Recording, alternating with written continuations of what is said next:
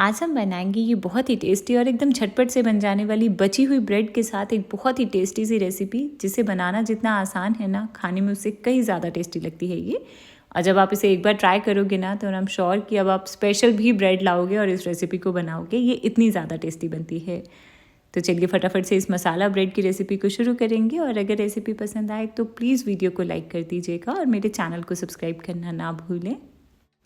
तो इसके लिए ना सबसे पहले मैंने यहाँ पर ये थोड़े से बचे हुए पाव लिए हैं। मैंने ये किसी और रेसिपी के लिए मंगवाए थे। 2 पैकेट पाव आए थे घर पर और उसमें से थोड़े से पाव बच गए, तो मैंने सोचा इसके साथ एक नई रेसिपी बनाते हैं। अच्छा, वैसे ज़रूरी नहीं है कि आपको भी पाव ही लेने हैं, कोई भी और तरह की ब्रेड ले सकते हो आप। वाइट ब्राउन ब्रेड की स्लाइसेस हों या फिर बर्गर हो या कुलचा भी कभी कभी हमारे पास बच जाता है एक्स्ट्रा, जब हम चने के साथ बनाने के लिए लाते हैं, तो उसे भी आप इसमें यूज़ कर सकते हो। तो करना क्या है कि इनको हम पहले छोटे छोटे टुकड़ों में कट कर लेंगे।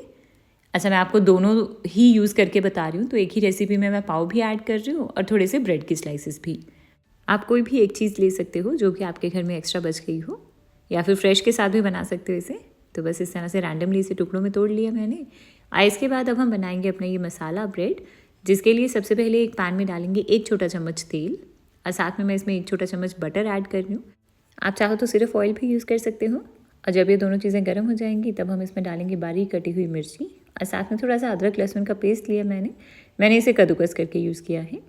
तो बस इसे कुछ सेकंड्स तक पका लेंगे तेल में, ताकि इसका कच्चा फ्लेवर निकल जाए। और इसके बाद अब हम इसमें डालेंगे प्याज। एक बड़े साइज़ का प्याज जिसको मैंने रफली चॉप कर लिया है, इसे डाल दिया है।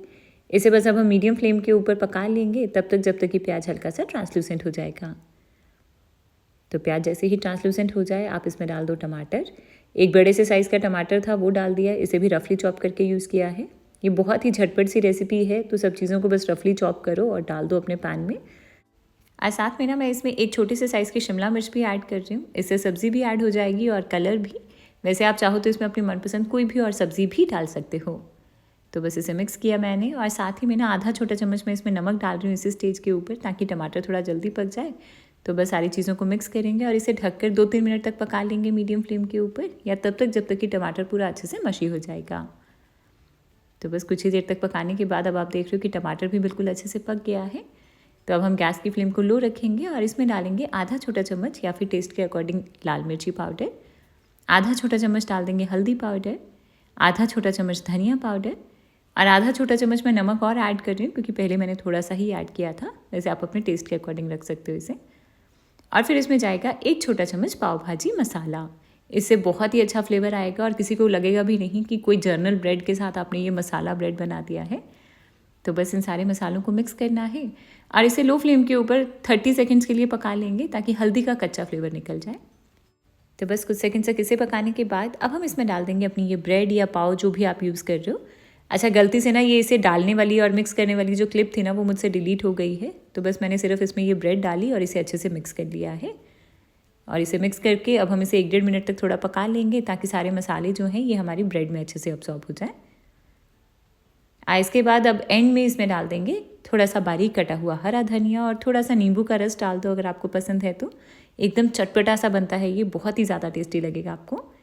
तो बस इसे मिक्स करना है और गैस को बंद कर देंगे। और इसी के साथ हमारी ये मसाला ब्रेड तैयार हो गई है।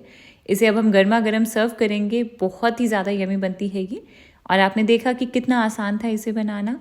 तो अब अगर आपके पास कोई भी बची हुई ब्रेड, बर्गर, पाव, कुलचा जो भी बच जाए ना, पिज़्ज़ा हो, अगर पिज़्ज़ा बेस भी कभी कभी बच जाता है ना, तो वो भी यूज़ कर सकते हो आप इसमें। सबको बहुत ही ज़्यादा पसंद आएगी ये।